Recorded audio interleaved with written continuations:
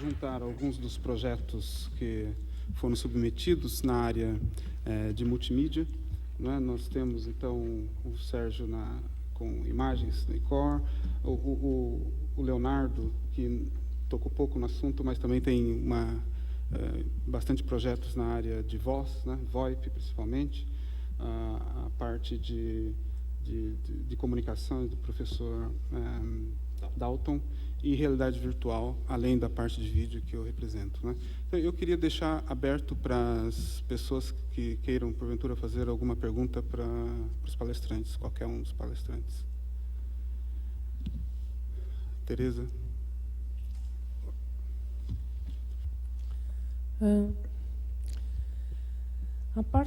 A gente acompanhando todos os esforços da Internet 2, vídeo é uma das grandes...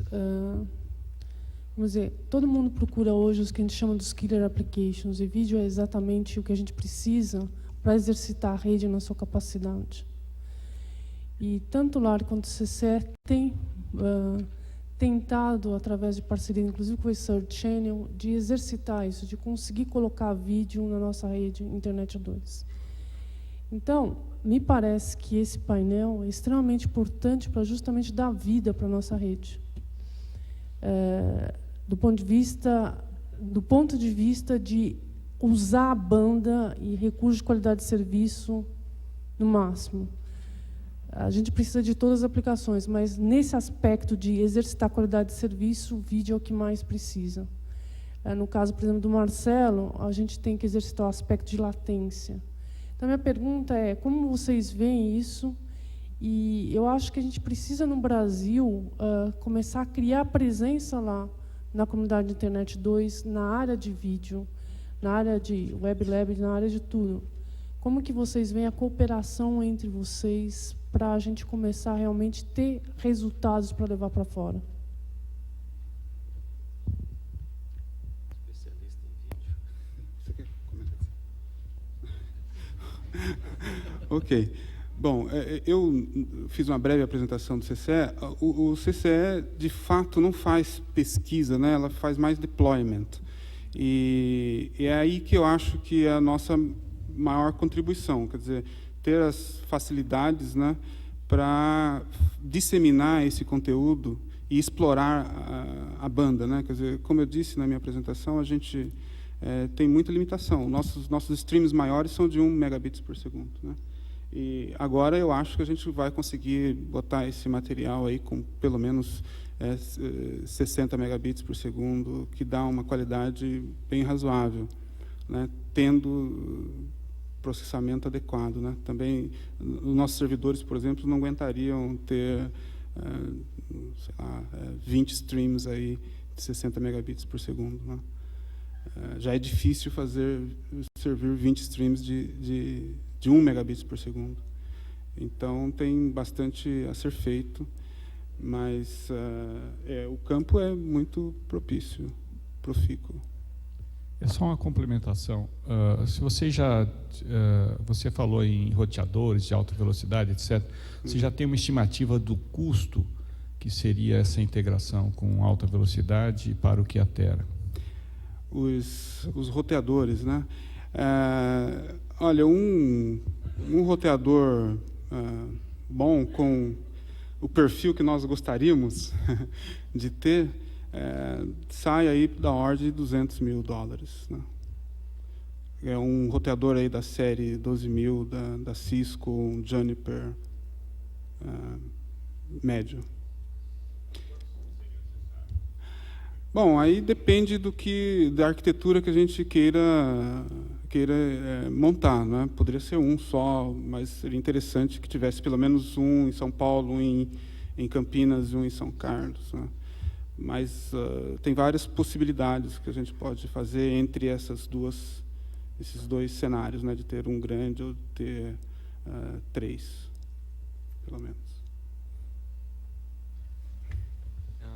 Embora todo mundo diz que a Terra não vai ter banda tangível, quer dizer, limite tangível de banda, é importante assegurar desde já a facilidade de multicast, porque eu até hoje não encontrei um roteador, um switch que trabalhasse folgado assim com 5%, 10%. Então, você falou dos multicast, então é importante estudar o problema de multicast, equacionar desde já, e também o problema de segurança. Uma coisa também importante é como que vai ser a troca de tráfego entre o ambiente que atera e o resto do mundo, né? Internet 2, quer dizer, essas questões de fronteira também são problemas interessantíssimos de serem analisados, né? A distribuição de endereços multicast, eu acho que a gente vai ter que definir um autonomous system, né? Para o que atera, e tem algumas implicações interessantes. No nosso caso, na verdade, a gente está conseguindo mais pixel do que capacidade de exibir, né? A gente vai ter imagens lá de talvez 1000 por 8000 pixels, e a caverna não tem toda essa resolução. Até porque nós tínhamos proposto inicialmente montar um display wall, né? Seria um sistema de 3 por 12 projetores. E o custo proíbe isso, né, atualmente. Por outro lado, nos Estados Unidos, existem vários sistemas de display wall, em Illinois, em Stanford, em Berkeley, Chapel Hill, né? Para nós seria muito interessante, nos próximos 2 ou 3 anos, conseguir fazer algum experimento em que a gente gerasse a fonte de vídeo de alta resolução no Brasil e exibisse num desses display walls nos Estados Unidos, né? A gente, nas contas que nós fizemos, eu tentei o máximo possível criar essa condição, mas o custo é proibitivo, né? Porque ele é escalável com o número de projetores. Agora, se a gente conseguisse uma conexão interessante do que atera com outros países do mundo e uma latência tolerável aí da ordem de 400 milissegundos, daria para fazer coisa bem interessante. E que taxa que você vai precisar? Então, hoje cada câmera é de 1 megapixel. 30 frames por segundo é 30 megapixels por segundo. Vezes o número de câmeras. Nós temos hoje 18 câmeras e vamos comprar mais algumas, com recurso de mobilidade, né? É escalável, né? Depende, obviamente, o cluster. Hoje eu tenho um cluster de 6 nós. Eu consigo botar 3 câmeras por nó do cluster. Então, no total, eu conseguiria até ter 18 câmeras. Ou seja, 18 vezes 30 daria da ordem de 600 megabits por segundo. A gente já desenvolveu os protocolos de sincronia, tem time stamping. Então, cada pedaço da imagem já vai com um marcador de tempo. Eu faço com o vídeo, eu reconstruo no cluster. Eu capturo as imagens de qualquer jeito e carimbo. Elas vão para o cluster e lá o cluster se entende para apresentar a imagem de forma coerente ao usuário. Aí dá para brincar, né? Dá para fazer com estéreo, sem estéreo. No primeiro passo, a gente quer tentar transmitir em banda larga. Mais alguma pergunta da plateia?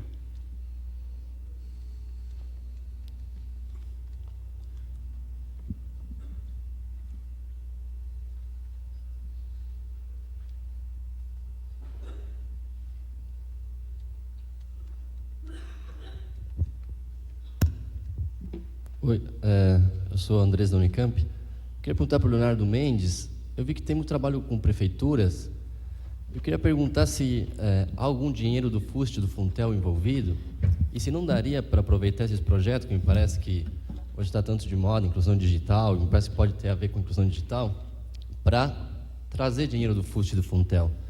Que, pelo que eu sei, é dinheiro que está parado. Você pergunta ao pessoal da Anatel por que está parado, falam que não tem bons projetos. Bom, não é isso, não são esses bons projetos para apresentar? O problema do Funtel, o Funtel é uma verba para ser aplicada em pesquisa em telecomunicações, tá? É uma verba que, se eu não me engano, deve gerar aí por ano uns 500, 700 milhões de reais. O Funtel é uma verba que, até onde eu sei,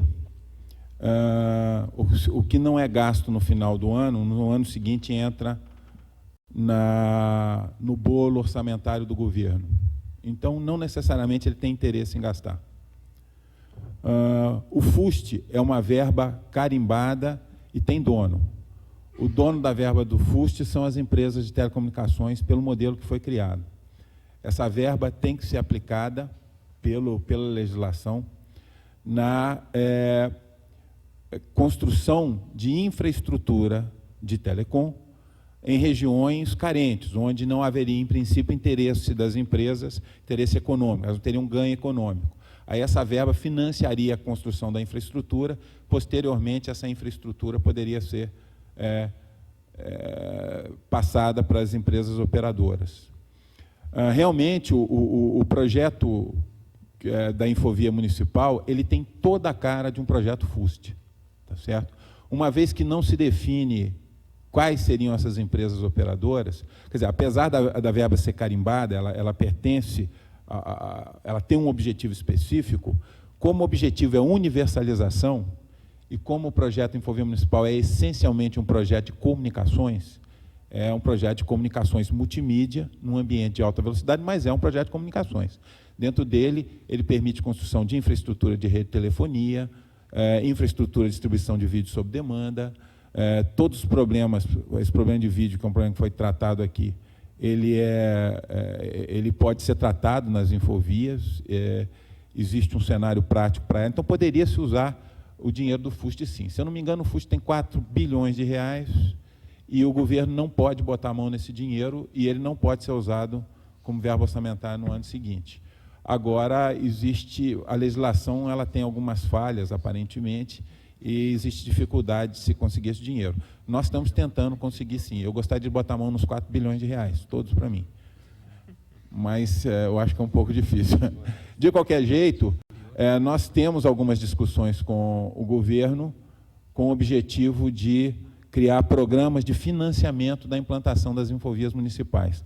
Os estudos nossos demonstram o trabalho de Infovia Municipal é muito prático, tá certo? Ele tem um objetivo muito de resultados, e nós já demonstramos que a construção da infraestrutura da Infovia Municipal ela se paga num prazo de, no máximo, 3 anos, tá certo? Os resultados dela.